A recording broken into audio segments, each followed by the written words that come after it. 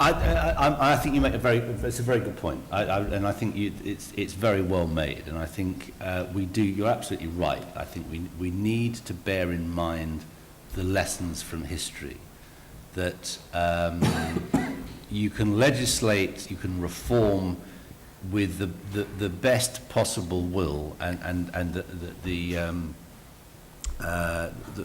best interests of society in mind, and 10 years, 20 years, even 30 years down the line, it's turned into something rather different. So that's why there's an awful lot of energy and an awful lot of electronic ink being spilt in trying to devise new regulatory systems that will meet those stress tests.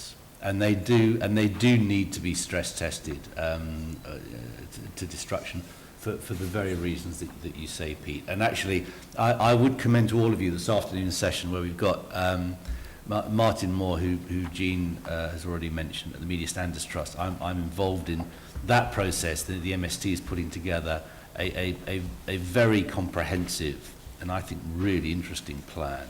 And Max Mosley, who's going to be here, has put his own ideas to Leveson, as has Hugh Tomlinson on the back of an Oxford round table. And I think, to be fair, we've also got to talk about the reformed PCC proposals. Lord Hunt, the new PCC chairman, who is still committed to self-regulation with no kind of statutory underpinning, has tried very hard to put together something that will be contract-based, that will tie major media corporations in, but won't have any kind of basis in statute. And we'll hear about those this afternoon. So I think it is important that, and actually I hope you asked that question, Pete, when we have that session, because we need to absolutely protect whatever structures we put in place from potential abuse 20 years down the line. I'd say two things. One of which is that legal reform often is directed at a policy, and the problems change. That's the nature of the reform process. The reform is addressed. If you looked at, race relations legislation here, it was well-intentioned and on the whole has had a benign effect, but you could say around some communities it's led to some strange deviations, because it's, reform gets DNA damage through living in changing history. So you're not talking about something that, although there are some bits of legislation, it's very interesting. The Human Embryology Act was so beautifully written that although the technology around it has enormously changed, the principles are still ones which produce good judgments. So you can get bits of legislation which in a sense are so elegantly based on such clear principles that they can deal with hugely changing circumstances. All I would say is that, particularly for people of my generation, I think there is an absolute clarity that abuses that have developed, which are as much corporate as newsroom, which are about the exercise of power in a very large way in our society, can be called a halt to for this moment. And it would be, so I'm much more worried about Sky, curiously, and the thing which always worried me about that was a very difficult to pin down set of relationships, but in which a very large commercial organisation with huge self-interests, of course it has, wonderfully rapacious industrial corporation at the cutting edge of its time, of the media. Of course it was rapacious, of course it was self-interested, that's what it's supposed to be, would use its media power in other places to gather itself concessions in other places. I mean, it's a quite nebulous circle, but it was there. that process has been called to a halt for a moment. And it's very important that in this exceptional period, I mean, we're into exceptional politics, exceptional economics, exceptional problems in politics. We need strong governments, but we're likely to get very nasty strong governments. It's a very peculiar moment in history. But the one quite clear good thing in this moment in history is that one set of abuses have been called to order. And it's very important that, whatever the process is, that the reform of behaviour is not just temporary. That it isn't just that they don't harass. I actually found Sienna Miller, who on the whole I think I was guilty, like many of us actually, of thinking, well, she's a star. She needs this publicity. This is what makes her lots of money, makes her life. The account of a young woman harried by a load of men to the edge of a real kind of fear was actually really terrifying. I mean, most of my life I've spent trying to defend women, and one realised that the great British public, which doesn't want to abuse women actually, had led to the abuse of this young, actually, just an ordinary girl, really. So calling those... So I think we do have an opportunity to do something. And I think we may be able to do something, and we'll be in a better place. And journalism will be stronger, not weaker, to deal with the really exceptional period we're living through. I mean, quite the most scary period since 1929, 1931. And look what the politics that emerged out of that. So we need a robust press to protect us and be vigilant in a way that they weren't around economics. They weren't, and they haven't been around personal lives. So I hope we're going to end up with a better media. Okay, can I just ask one more question, and then we'll bring other people in? You've touched on, various of you have touched on the question of media ownership, media plurality.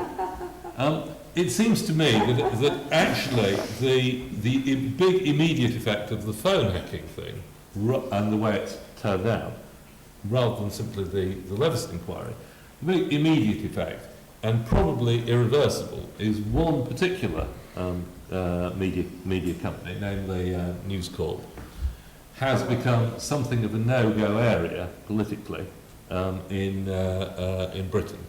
And I think it's unlikely to be easily reversed. Okay, you may disagree with me, which you have an opportunity to do in 10 seconds, Jean. But so that has raised the question of media ownership, media plurality, whatever it is, yes? Diversity. What would you do about it, and do you think actually anyone is going to do anything about it? Steve? Breaking news, Andy Coulson has been detained under suspicion of committing perjury. Hurrah. What would I do about... first of all, I'd give me a lot of money from the AHRC to do some research on it. There are three things. Because there are a set of people in this room who have been always concerned with media ownership. And for about 25 years, it was a bit like being... You were a pariah.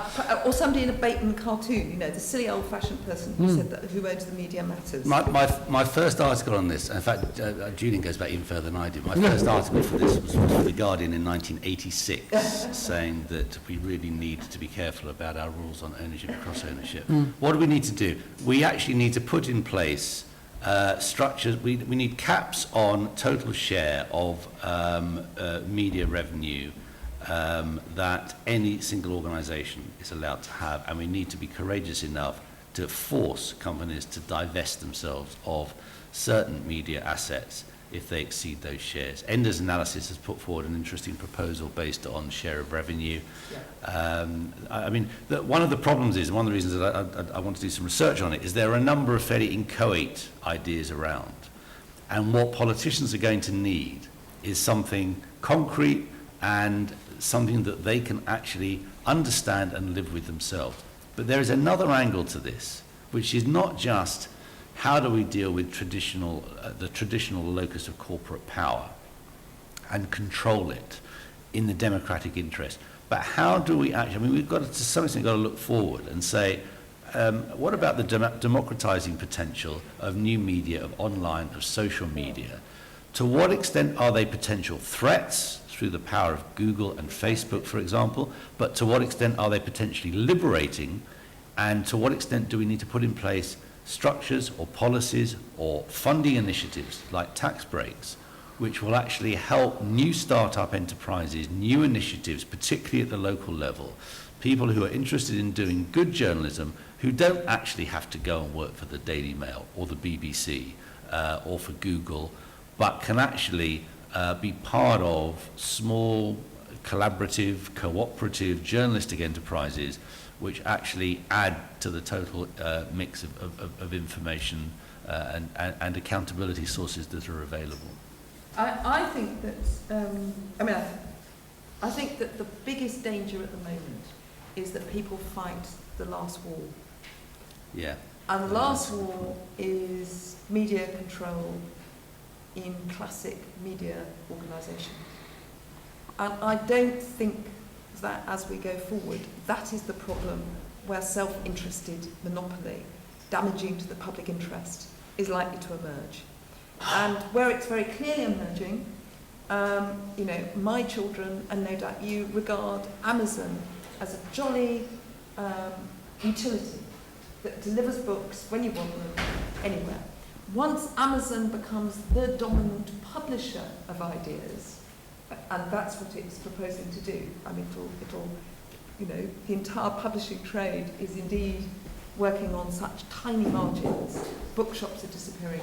Once Amazon becomes the only place you can get your book published, you sure do have a single voice which controls access to the ideas market. So my anxiety is that much of our concern is in fact backwards looking at the media which used to be the places where monopolies are emerging, where while there are completely unattended to monopolies over control to access to the market of ideas that are emerging that nobody is doing anything about, and which indeed require international organisations to do something about. Julian? Yeah, I agree obviously with both what Jean and Steve have said. My warning would be this, I think, that we do obviously need to concern ourselves with the old media, in this case the press, as well as with the new media, and I agree with Jean. I think what we have to avoid doing is focusing too much on Rupert Murdoch, because the real problem is not actually Rupert Murdoch. The real problem is concentrated ownership. It doesn't actually matter who these owners actually are. I personally find people like Desmond and the Rothermeres as problematic and dislikable as owners as I do Murdoch. So I would completely agree with Steve that we do need to look at this business of limiting media ownership, not just press ownership, but cross-media ownership in general. And the most depressing thing, really, that I've come across in recent times was the passage in one of Chris Mullin's excellent volumes of diaries, where he revisits that moment back in the early to mid 1990s, when there was a possibility of having a cross-party consensus that the Murdoch empire should be not exactly dismantled, but it should certainly have its wings clipped, because